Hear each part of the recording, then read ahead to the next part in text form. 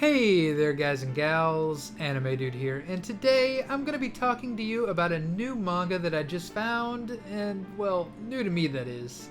You see, recently I started reading a few of the newer manga that are serialized in Weekly Shonen Magaizen, and while I can't guarantee I'll be able to make videos on all the new Weekly Shonen manga or anything crazy like that, I definitely wanted to make a video on this one in particular. This series is called The Cuckoo's Fiancee, and while I based most of this video off of the first chapter impressions alone, that's because I really enjoyed that first chapter. And it's also a good way to avoid spoiling things and whatnot, you know? Anyways, if you read that first chapter and didn't like it, then know that my personal bias is likely just standing out a bit. I mean, I did read more than just that first chapter just to make sure it remained interesting, and maybe it's just me, but I think it did. I'm invested. I'm not a full-time content creator, and I have so many other videos I need to make. I should not be making this video, but alas. Since it's been such an interesting new series thus far, here we are.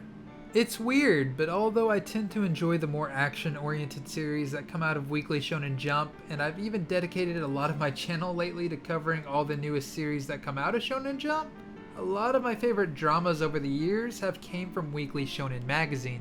The Cuckoo's Fiancé has not only been a pleasant surprise as far as wholesome romantic comedies go, but it has what I guess could be described as an off-the-wall scenario with a semi-surprising twist, and it uses that twist to set up an actual love quadrangle by the end of chapter 1. I mean, love triangle? Psh, that's so cliche, but adding another love interest? Oh my gosh. That's progress. That's innovation. That's surprisingly really dang good so far. Once I realized that this series has the same mangaka as Yamada and the Seven Witches, the reason why became a lot more clear. I mean, it's not even like Yamada and the Seven Witches is some series that I think back on fondly all the time, but I just remember that it was executed extremely well. You know, it's just a solid series all around. Likewise, The Cuckoo's Fiancé also utilizes certain romantic comedy cliches to an extent, but they're executed hella well, and it definitely has a few key factors that make it unique as well. As far as the plot, our main character was switched at birth, and upon discovering that, there's a multitude of complexities added into his life as one could only imagine. He realizes why he's so different from the family who raised him, and he struggles with his sense of belonging. But still, he continues on pursuing his own goals, putting his strength and compassion on display all the while. Sure, he's mainly an antisocial dude who spends the majority of his time studying, but while that's kind of in his nature, we see that he definitely picked up a thing or two from the nurture side of things as well. Or rather, he naturally has that dumb high 189 IQ while low-key being raised as a Chad, and long description short, I really like him so far. He's pretty cool. In fact, I find him a lot easier to like than a lot of the protagonists in this genre usually are. Another Weekly Shonen Magazine series I read somewhat recently was Rent-a-Girlfriend, and in fact I read that series right before the anime came out. While I think most people can agree it's a relatively solid series, myself included, my primary complaint is almost always the protagonist and how unbearably unrelatable he is. I don't know, maybe this is just me being biased, but after only a single chapter, I like this socially awkward nerd named Nagi Umino so much better than that simp from Rent-a-Girlfriend. It's not even comparable. Anyways, moving on, while we've already touched on the protagonist, the author, and the unusual setting a bit already, it's also in the first chapter that we meet the main heroine, and let's just say her fate is intertwined with his. She's a rich, popular, and sheltered girl, and while our main character is struggling with his family issues, our main heroine is having to deal with an arranged marriage that her parents set up. So, since it's a manga, she comes to the conclusion that if he pretends to be her boyfriend, then she can get out of the arranged marriage. From there, the two have a pretty wholesome first date of sorts as they hang out for a while. But, low-key, I think they narrowly managed to avoid starting the series out domestic girlfriend style, and I don't know if I could have handled that level of spice on top of the whole switched at birth thing. Granted, I guess it wouldn't have been too overly surprising since this started in the same magazine about 5 months or so before Domestic Girlfriend ended. Regardless, jokes aside, the series is definitely much more of a lighthearted romantic comedy so far, and it kinda reminds me more of Nisekoi than anything else. I liked Nisekoi, but I think I might like this a little bit better to be honest, even if primarily because of the main character. That being said, the main heroine, the academic rival, and the non-blood related little sister that we meet in chapter 1 are all significant characters in their own right, though how likable they end up being depends on the individual reading it.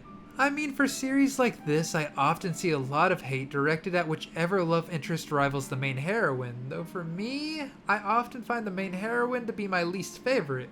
So yeah, you know, decide for yourself whether they're likable or not, because truth be told, I actually think all the characters in this series are pretty well put together so far, or at least as well put together as they can be for a story with a love quadrangle. I personally went into this series with zero idea of what to expect, and the title itself felt like it could have meant anything. But to add some clarity to the title, apparently the cuckoo bird symbolizes unrequited love in Japan, so I think that's something that we're meant to keep in mind while we see everything unravel. It's a pretty hectic little story so far, but I like it, and I honestly want to know what you all think of it too, if you've read it or should you decide to check it out. It's still pretty new since it just started its serialization at the start of 2020, but I like talking about newer series, and this is one that I could see going places. I mean, I personally don't think it's gonna be like the next big thing or anything like that, but I could see it maybe one day being about as popular as a series like Nisekoi or Rent-A-Girlfriend. I mean, it's hard to explain, but it just feels like such a breath of fresh air while still having such a classic feel to it. Regardless, let me know what you think. And speaking of what you think, if you think you like this video, then don't forget to subscribe and gently tap that notification bell thingy so that you don't miss future videos like it. Thank you to Kara Alter, Murdoch, Love Phenomenon, Langer, Soulslayer, Gamer, Red Emperor, Gentleman, Genkotaku, Jessica LaFond, Wolflord, Shelly, Rubo, and everyone else over on Patreon for helping to make videos like this possible. If you want to join these mad lads right here and have your name at the end of videos like this, then I'll leave a link to that down in the description. Again, I don't make content full time, not even close, so I can't go off making any crazy promises that I'll make more videos on Weekly Shonen Magazine manga in particular. But in addition to covering every new manga in Weekly Shonen Jump so that I can rank them all every year, I cover a variety of series that I personally enjoy here on this channel, whether they're popular or not.